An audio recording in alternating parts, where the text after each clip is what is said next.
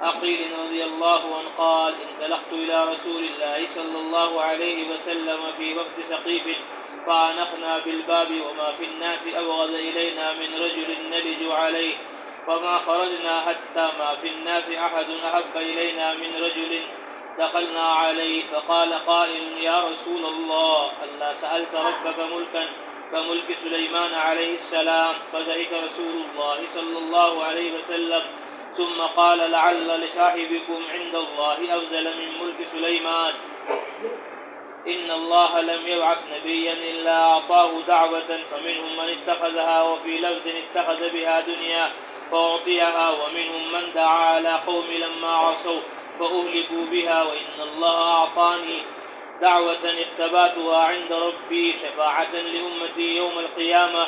قال البغوي لا أعلم روى ابن أبي عقيل غير هذا الحديث وهو غريب لم يحدث به إلا من هذا الوجه كذا في الكنز وأخرجه البخاري والحارث بن أبي أسامة كما في الإصابة.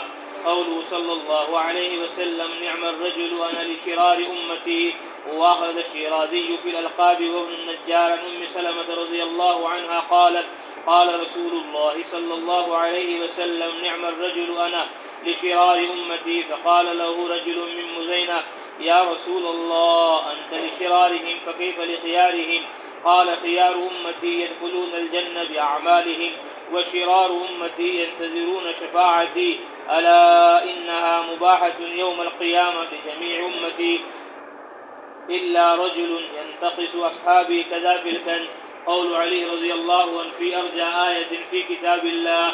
وأخرج ابن مردوي عن علي بن أبي طالب رضي الله عنه أن رسول الله صلى الله عليه وسلم قال أشفع لأمتي حتى يناديني ربي فيقول أرضيت يا محمد فأقول نعم رضيت ثم أقبل علي فقال إنكم تقولون يا معشر العراق إن أرجى آية في كتاب الله يا عبادي الذين اسرفوا على أنفسهم لا تقنطوا من رحمة الله إن الله يغفر الذنوب جميعا إنه هو الغفور الرحيم. قلت إنا لنقول ذلك قال ولكن أهل البيت نقول إن أرجى آية في كتاب الله ولسوف يعطيك ربك فترضى وهي الشفاعة كذا في الكنز. پھر بھائیو دوستو بزرگو یہ نقل و حرکت چلت پھرت اس لیے ہے تاکہ ہم سب حضرت محمد مصطفیٰ صلی اللہ علیہ وسلم کی طرح امت کا درد و فکر اپنے اندر پیدا کریں کہ ہمارے ہوتے ہوئے کوئی بھی آدمی دین سے دور نہ رہے اسلام سے دور نہ رہے کوئی بھی آدمی جہنم میں نہ جائے سب جنت میں جائیں. یہ نبیوں رسولوں پیغمبروں کی فکر ہوتی تھی اور یہ فکر حضرت محمد مصطفیٰ صلی اللہ علیہ وسلم کو تمام نبیوں رسولوں پیغمبروں سے زیادہ تھی کیونکہ پہلے نبی قوم کے لیے آئے علاقے کے لیے آئے افراد کے لیے آئے. اللہ فرماتے ہیں قرآن میں وَلَقَدْ أَرْسَلْنَا نُوحًا إِلَىٰ قَوْمِهِ ہم نے نوح کو ان کی قوم کی طرف بھیجا. وَإِلَىٰ مَدْيَنَ أَخَاهُمْ شُعَيْبًا ہم نے مدین کی طرف ان کے بھائی شعیب کو بھیجا. وَأَرْسَلْنَاهُ إِلَىٰ مِائَةِ أَلْفٍ أَوْ يَزِيدُونَ 1,00,000 سے زیادہ افراد کی طرف نینوا عراق میں ہم نے یونس علیہ السلام کو نبی بنا کر بھیجا. تو وہ قوم کے لیے آئے علاقے کے لیے آئے گنے چنے لوگوں کے لیے. لیکن حضرت محمد مصطفیٰ صلی اللہ علیہ وسلم سارے عالم کے لیے آئے. انی رسول اللہ علیکم جمیعا پوری انسانیت کا درد فکر غم آپ کو تھا. اسی طرح ہمارے اندر بھی وہ درد و غم فکر پیدا ہو کہ ہم لوگوں کو دعوت دیں ایمان کی ہم لوگوں کو دعوت دیں اسلام کی ہم لوگوں کو دعوت دیں آخرت کی. یہ ہمارا مقصد حیات ہے مقصد زندگی ہے. جتنا ضروری ہمارے لیے ایمان ہے اتنا ہی ضروری ہمارے لیے ایمان کی دعوت ہے. جتنا ضروری ہمارے لیے نماز روزہ حج زکوٰۃ ہے اتنا ہی ہمارے لیے ضروری نماز روزے حج زکوٰۃ کی تبلیغ ہے. اللہ کرے یہ بات ہمارے مرنے سے پہلے سمجھ میں آ جائے. اس کا سمجھنا آج ہمارے لیے بہت مشکل ہو رہا ہے. اس لیے ہم گشت کرنے کو تیار ہیں ملاقات کرنے کو تیار ہیں لوگوں کو سمجھانے اور بتلانے کو تیار نہیں. یہ کہنا آسان ہے وہ نماز نہیں پڑھ رہے وہ قرآن نہیں پڑھ رہے وہ مسجد میں نہیں آ رہے. یہ نہیں بلکہ ان کی منت کرو ان کی خوشامد کرو ان کے گھر جاؤ بار بار ان کو سمجھاؤ. اللہ فرماتے وذکر فإن الذکریٰ تنفع المؤمنین سمجھاؤ سمجھانا ایمان والوں کو نفع دیتا ہے. سمجھاؤ دعائیں کرو ان کے لیے. یہ آپ صلی اللہ علیہ وسلم کا کام ہے، دعوت اور دعا۔ دعوت کہتے ہیں اللہ کے بندوں کو اللہ کی طرف بلانا، اور دعا کہتے ہیں اللہ کی مدد و نصرتوں کو بندوں کی طرف بلانا۔ دعوت اور دعا یہ دونوں ضروری ہیں، دعوت بھی دو اور دعائیں بھی کرو کہ اللہ پوری انسانیت کو ہدایت کر دو، اللہ سارے مسلمانوں کو سنت کا، شریعت کا، عبادت کا، دعوت کا پابند کرو۔ اجتماعی دعوت بھی دو اور انفرادی دعوت بھی دو، اور اجتماعی دعا بھی کرو اور انفرادی دعا بھی کرو امت کے لیے۔ اصل داعی وہ ہے جو ہر وقت، ہر گھڑی، ہر لمحہ امت کی، انسانیت کی فکر ہے۔ یہ نہیں آج جوڑ ہے چلو، آج گشت ہے چلو، آج دوسرا گشت ہے چلو، اجتماع ہے، جماعت میں جا رہے 3 دن میں، چلے میں چلو، بس جماعت میں گئے تو تبلیغ ہو گئی، جماعت میں نہیں گئے تو بھول گئے، بلکہ ہر حال میں دعوت دو۔ حضرت فرماتے تھے مرتے مرتے کرنا ہے اور مرتے مرتے کرنا ہے۔ دعوت کا کام 4 مہینے چلے کا نہیں، کرتے کرتے مرنا ہے اور مرتے مرتے کرنا ہے۔ اور میں اس سے بھی آگے کہتا ہوں، میں کہتا ہوں کرتے کرتے مرنا ہے اور مرتے مرتے کرنا ہے، اور مرنے کے بعد بھی کرنا ہے۔ تبلیغ کا کام، دعوت کا کام ایسا ہے کہ مرنے کے بعد بھی کرنا ہے۔ ایک آدمی نے مرنے کے بعد کام کیا، اللہ نے قرآن میں اس کا ذکر کر دیا۔ اس میں ذکر کیا قرآن میں، اور قرآن میں بھی عام جگہ نہیں، قرآن میں بھی اللہ نے قرآن کے دل میں اس کا ذکر کیا۔ لِكُلِّ شَيْءٍ قَلْبًا وَقَلْبُ الْقُرْآنِ یاسین، کہ ہر چیز کا ایک دل ہوتا ہے، قرآن شریف کا دل سورہ یاسین ہے، جو اس کو 1 مرتبہ پڑھ لے گا اس کو 10 قرآن شریف پڑھنے کا ثواب ملے گا۔ اس میں اللہ نے اس کا ذکر کیا، اس کا نام تھا حبیب۔ کیا نام تھا؟ حبیب۔ بعض علماء نے فرمایا کان اسکافن، وہ موچی تھا، جوتے سیتا تھا، اور بعض علماء نے فرمایا کان قصارن، وہ دھوبی تھا، لوگوں کے کپڑے دھوتا تھا، اور مشہور یہ ہے کان نجارن، وہ بڑھئی تھا، لکڑی کا کام کرتا تھا، لیکن اس کو اپنی قوم کی فکر ہوئی اور اس نے اپنی قوم کو دعوت دی، یا قوم اتبعوا المرسلین، اے میری قوم رسولوں کی اتباع کر لو، اتبعوا من لا یسألکم اجرا، یہ تم سے کسی مال کا مطالبہ نہیں کرتے، وہم مہتدون، یہ ہدایت پر ہیں۔ تو لوگوں نے بجائے اس کی بات ماننے کے اس کے اوپر حملہ کر دیا، اللہ نے اس کی روح قبض کر لی، اور قرآن میں کہہ دیا قیل ادخل الجنہ، کہا گیا کہ جنت میں داخل ہو جائے۔ وہ جنت میں داخل ہو گیا، جنت ساری نعمتیں، لذتیں وہاں ہیں جو سوچ بھی نہیں سکتا آدمی، خیال میں بھی نہیں آئی، ما لا عین رأت ولا اذن سمعت ولا خطر علی قلب بشر۔ اللہ فرماتے ایسی نعمتیں ہیں میرے بندوں کے لیے جنت میں، کسی آنکھ نے دیکھی نہیں، کسی کان نے سنی نہیں، کسی دل پر اس کا خیال گزرا نہیں، ایسی ایسی نعمتیں، ساری نعمتیں جو ہم کھا رہے پی رہے، روٹی کھا رہے ہیں، سالن کھا رہے ہیں، گوشت کھا رہے ہیں، کوفتے کباب کھا رہے ہیں، معلوم ہے ہمیں، سیب کھا رہے ہیں، انار کھا رہے ہیں، انگور کھا رہے ہیں، چیکو کھا رہے ہیں، دنیا بھر کے پھل، دنیا بھر کی سبزیاں، پتہ ہے ہمیں، لیکن وہ وہاں کے کھانے کیسے ہوں گے کہ کان نے سنے بھی نہیں کبھی، آنکھ نے کبھی دیکھے بھی نہیں، دل میں کبھی خیال بھی نہیں آیا، ایسی ایسی نعمتیں اللہ وہاں کھلائیں گے اور پلائیں گے۔ تو وہ جنت میں پہنچ گیا، لیکن وہاں پہنچ کر بھی اس کے اندر درد ہے اپنی قوم کا، اور اس نے فوراً کہا یا لیت قومی یعلمون، کاش کہ میری قوم کو پتہ چل جائے، بما غفر علی، ایمان لانے کی وجہ سے، نبیوں کا ساتھ دینے کی وجہ سے اللہ نے مجھے بخش دیا، وجعلنی من المکرمین، اور مجھے باعزت لوگوں میں شامل کر دیا۔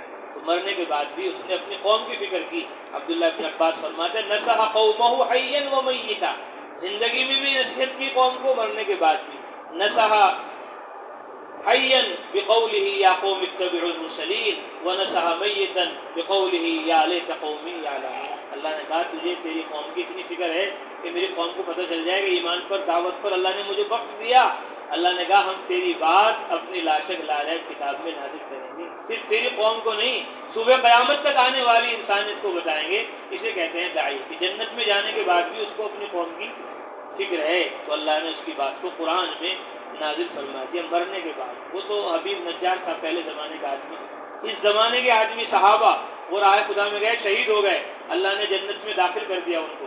جب وہ جنت میں چلے گئے تو جنت میں جا کر کہہ رہے من یبلغ عنا قومنا اننا احیاء فی الجنہ نرزق، کہ ہم لوگ جنت میں زندہ ہیں، ہماری قوم کو یہ بات کون بتائے گا، کون پہنچائے گا کہ ہم مرے نہیں، ہم زندہ ہیں، نرزق، اور ہمیں روزی مل رہی، من یبلغ عنا قومنا، کون تبلیغ کرے گا ہماری طرف سے ہماری قوم کو؟ اس کا ترجمہ اردو میں ہو جائے گا، ہندی میں ہو جائے گا، انگلش میں ہو جائے گا، دنیا کی ساری زبانوں میں ہو جائے گا، لیکن جو درد و غم، فکر و بے چینی ہے امت کی اور اپنے بھائیوں کو نفع فائدہ پہنچانے کی، اس کا ترجمہ نہیں ہو سکتا۔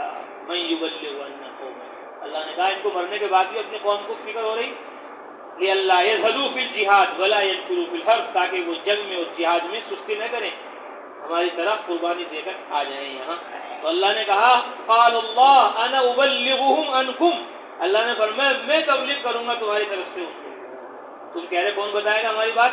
میں بتاؤں گا۔ فانزل اللہ، اللہ نے فوراً قرآن نازل کیا اور فرمایا ولا تحسبن الذين قتلوا في سبيل الله امواتا، جو اللہ کے راستے میں کام آ گئے ان کو مردہ مت کہو، بل احیاء عند ربهم يرزقون، وہ اپنے رب کے پاس زندہ ہیں، انہیں روزی ملتی ہے۔ تو یہ آیت صحابہ نے مرنے کے بعد تبلیغ کی فکر پر اللہ سے نازل کروا دیا یہ قرآن، تاکہ قیامت تک پتہ چل جائے کہ تبلیغ والے ایسے ہوتے ہیں، مرنے کے بعد بھی ان کو اپنی قوم کی فکر ہے کہ ہماری قوم قربانی اور مجاہدے میں پیچھے نہ رہے بلکہ وہ بھی جان قربان کر دے۔ تو یہی آپ صلی اللہ علیہ وسلم کی سنت ہے۔ دیکھو آپ صلی اللہ علیہ وسلم نے کس طرح دعوت میں اپنا تن من دھن لگایا، اور مرنے کے بعد بھی، اس دنیا سے پردہ فرما جانے کے بعد بھی حضرت محمد مصطفیٰ صلی اللہ علیہ وسلم کو ہماری تمہاری اور پوری امت مسلمہ کی کتنی فکر تھی، وفات کے بعد بھی وہ ہماری فکر کر رہے ہیں، اور ہم حیات میں اور زندگی میں بھی اپنے بھائیوں کو اللہ کی طرف، رسول اللہ کی طرف نہیں بلا رہے۔ جس کو دیکھو دعا مانگ رہے ہیں، میری دکان چل جائے، میرا کارخانہ چل جائے، میری فیکٹری چل جائے، میری بیوی بیمار ہے، میرے بچے بیمار ہیں، بس یہ دعائیں ہو رہی۔ اے اللہ یہ میرے بھائی نماز نہیں پڑھ رہا، یہ میرا بھائی روزہ نہیں رکھ رہا، یہ میرا بھائی چہرہ سنت کے مطابق نہیں بنا رہا، لباس سنت کے مطابق نہیں بنا رہا، یہ میرا پڑوسی گناہ کی لت کے اندر پڑ گیا، اے اللہ اس کے دل کو پلٹ دے، اس کے دل کو بدل دے۔ ہے کوئی ایسا رونے والا، گڑ گڑانے والا، اللہ سے کہنے والا؟ یہ کیوں ہی مسلمانوں پر حملہ کر دیا، بس اس کی فکر ہوگی۔ ہماری جماعت گئی وہاں عرب میں، لبنان میں، اردن میں، ہم گشت کر رہے عرب، تو ایک شیخ میں لگا، شیخ گناہ کا فی الہند، مسلمانوں پر بہت ظلم ہو رہا ہے وہاں ہندوستان میں۔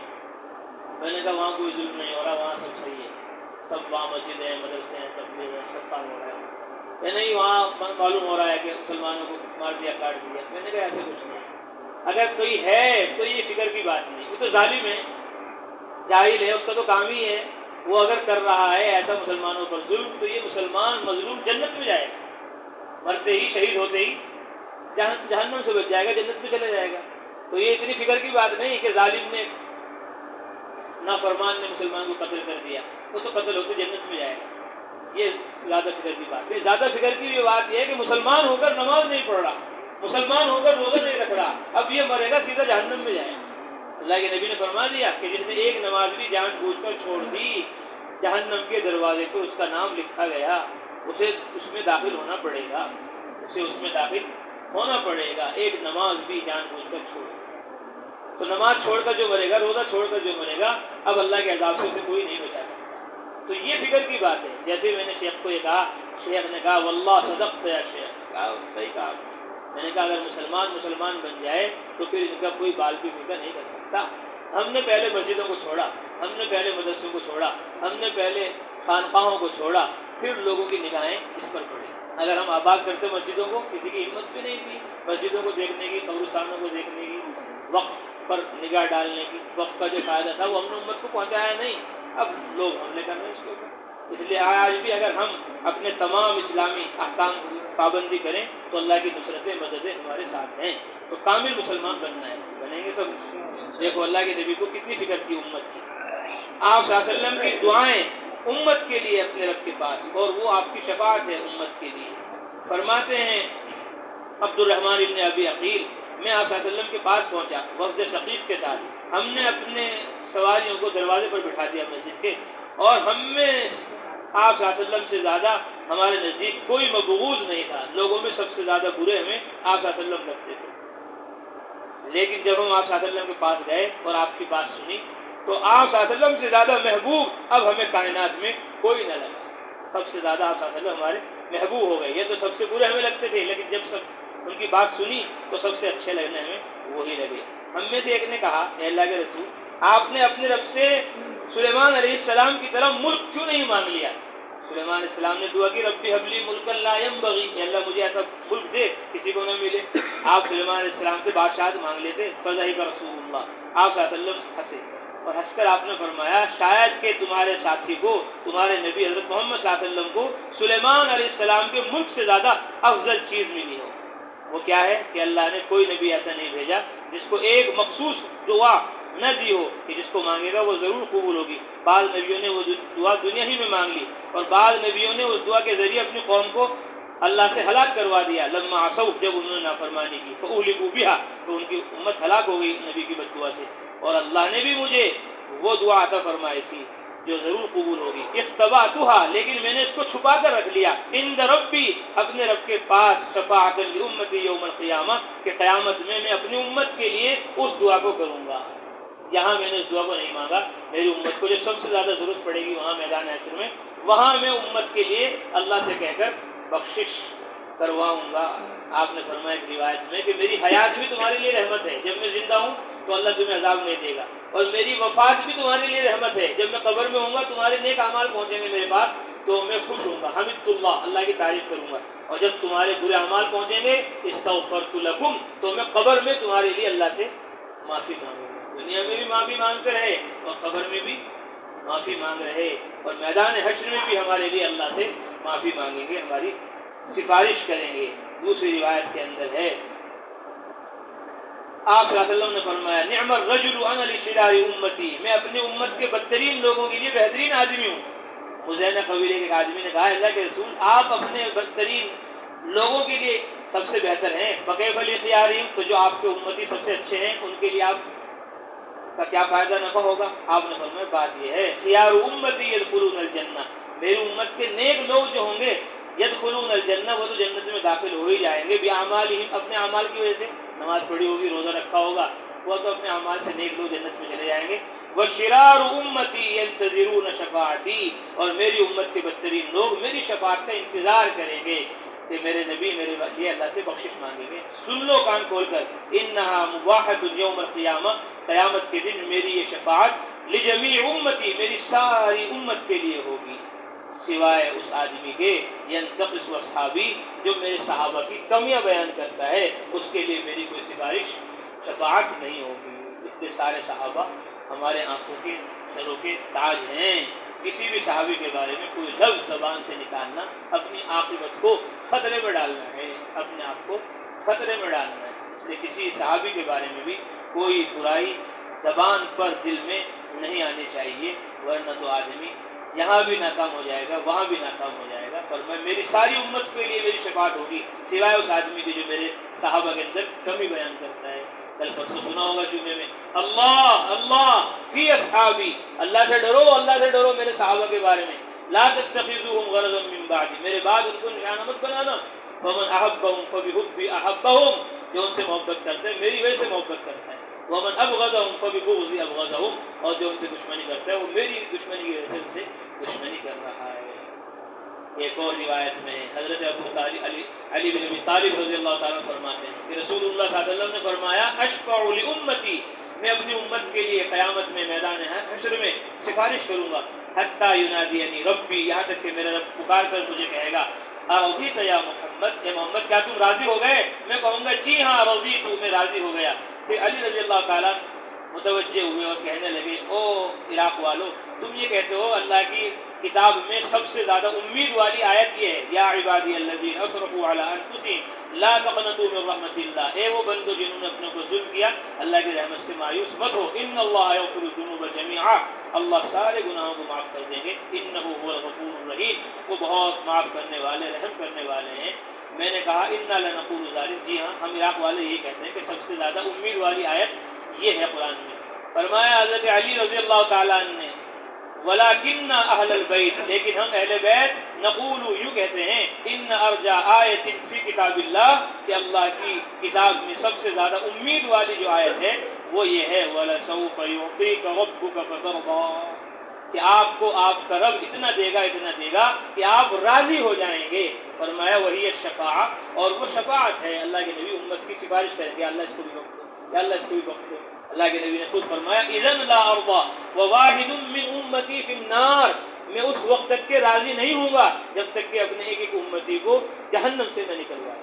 تو اللہ کے نبی کو میدان حشر میں بھی ہماری فکر ہے، قبر میں بھی ہماری فکر ہے، دنیا میں بھی ہماری فکر ہے.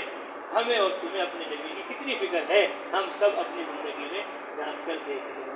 اللہ تعالیٰ ہم سب کو امت کا وہ درد و غم جو نبی و رسول و پیغمبروں میں تھا عطا فرمائے، اور نبی و رسول و پیغمبروں کی طرح ہمیں عبادت اور دعوت کو جمع کر ساری دنیا میں جانے کی توفیق عطا فرمائے. اللهم لك الحمد كما أنت أهل، فصل وسلم على سيدنا مولانا محمد كما أنت أهل، وافعل بنا ما أنت أهل، فإنك أهل التقوى وأهل المغفرة، يا أول الأولين ويا آخر الآخرين ويا ذا القوة المتين ويا راحم المساكين ويا فعالا لما تريد، يا حنان يا منان يا بديع السماوات والأرض يا ذا الجلال والإكرام. اللهم صل على محمد وعلى آل محمد كما صليت على إبراهيم وعلى آل إبراهيم إنك حميد مجيد. اللهم بارك على محمد وعلى آل محمد كما باركت على إبراهيم وعلى آل إبراهيم إنك حميد مجيد. ربنا ظلمنا أنفسنا وإن لم تغفر لنا وترحمنا لنكونن من الخاسرين. ربنا آتنا في الدنيا حسنة وفي الآخرة حسنة وقنا عذاب النار. اللهم إنا نسألك ولا تحرمنا ونستغفرك ولا تعذبنا. اللهم زدنا ولا تنقصنا وأكرمنا ولا تهنا. اللهم اغفر لنا ولوالدينا ولأساتذتنا ولمشايخنا ولجيراننا ولأصدقائنا ولأحبابنا ولمن أوصانا بالدعاء ولمن له حق علينا. اللهم اغفر لأمة محمد صلى الله عليه وسلم ما تقدم من ذنبها وما تأخر وما أسرت وما أعلنت. یا اللہ ہمارے گناہوں کو معاف فرما، ہماری خطایا سے درگزر فرما. یا اللہ عبادت اور دعوت کو جمع کر کے ساری دنیا میں جماعتیں بنا بنا کر جانے کی ہمیں کوئی امت مسلمہ کو توفیق عطا فرما. اے اللہ ہم سب کو دیندار بنا، دین کا مددگار بنا، سنت اور شریعت کا پابند بنا. عبادت اور دعوت کو جمع کرنے کی ہمیں پوری امت مسلمہ کو توفیق عطا فرما. ہم سب کو پانچوں نمازیں پڑھنے کی توفیق عطا فرما، سارے روزے رکھنے کی توفیق عطا فرما، ہر سال حج کرنے کی توفیق عطا فرما، ہر مہینے عمرہ کرنے کی توفیق عطا فرما. یا ارحم الراحمین بیت المقدس کی حاضری بھی ہمارے لیے مقدر فرما، وہاں بھی نمازیں پڑھنے کی ہمیں توفیق عطا فرما. وہاں کے مسلمانوں کی مدد فرما، نصرت فرما، اپنی غیبی تائیدات شامل حال فرما. یا ارحم الراحمین یا ذی الجلال والاکرام ظالموں کو مجرموں کو ہدایت عطا فرما. اگر ان کی قسمت میں ہدایت نہیں ہے مولا انہیں زیر و زبر فرما، نیست و نابود فرما. جیسے آپ نے فرعون کو، قارون کو، شداد و حامان کو سبق سکھلایا، آج کے فرعون و قارون و شدادوں کو بھی اے اللہ سبق سکھلا دیجیے. یا ارحم الراحمین ہماری مسجدوں کو مسجد نبوی جیسے بنا. اے اللہ ہمارے گھروں کو حضرت محمد صلی اللہ علیہ وسلم کے گھروں جیسا بنا. ہماری بستیوں محلوں کو مدینہ منورہ جیسا بنا. اے اللہ ہمارے مردوں عورتوں بچوں کو حضرت محمد مصطفیٰ صلی اللہ علیہ وسلم کی طرح علم میں، ذکر میں، عبادت میں، دعوت میں لگانے کی توفیق عطا فرما. اے اللہ ساری بددینی بے دینی کو ختم فرما. اے ارحم الراحمین ہمارے نوجوانوں کو ہدایت عطا فرما. تمام بددینی بے دینی خرافات سے یا ارحم الراحمین بچنے کی توفیق عطا فرما. ہمارے نوجوانوں کو نیک صالح بنا، متقی بنا، پرہیزگار بنا. ہمارے نوجوانوں کو ان نوجوانوں میں شامل فرما جو تیری عبادت پہ پلے بڑھیں، تیرے عرش کے سائے میں ان کو جگہ ملے. اے اللہ ایسے ہمارے نوجوانوں کو بنا، ہماری لڑکیوں کو، عورتوں کو اے اللہ باپردہ بنا. یا ارحم الراحمین ہمارے بچوں کو حافظ بنا، عالم بنا، دین کا داعی شہدائی بنا. تمام بیماروں کو شفا نصیب فرما، تمام مقروضوں کی قرضوں کے ادائیگی غیر سے بندوبست فرما، تمام مرحومین کی مغفرت فرما. حاضرین مجلس کی جائز تمنا و ضرورتوں کو پورا فرما. یہاں جو کچھ کہا گیا، سنا گیا، اس کہنے سننے میں جو غلطی ہوتا ہے اس کو معاف فرما. آئندہ صحیح سے کہنے کی، سننے کی، عمل کرنے کی اور علم و عمل کو لے کر سارے عالم میں جانے کی ہمیں پوری امت مسلمہ کو توفیق نصیب فرما. اے اللہ ہمیں پوری امت مسلمہ کو جہنم سے نجات عطا فرما. اے اللہ ہمیں پوری امت مسلمہ کو جنت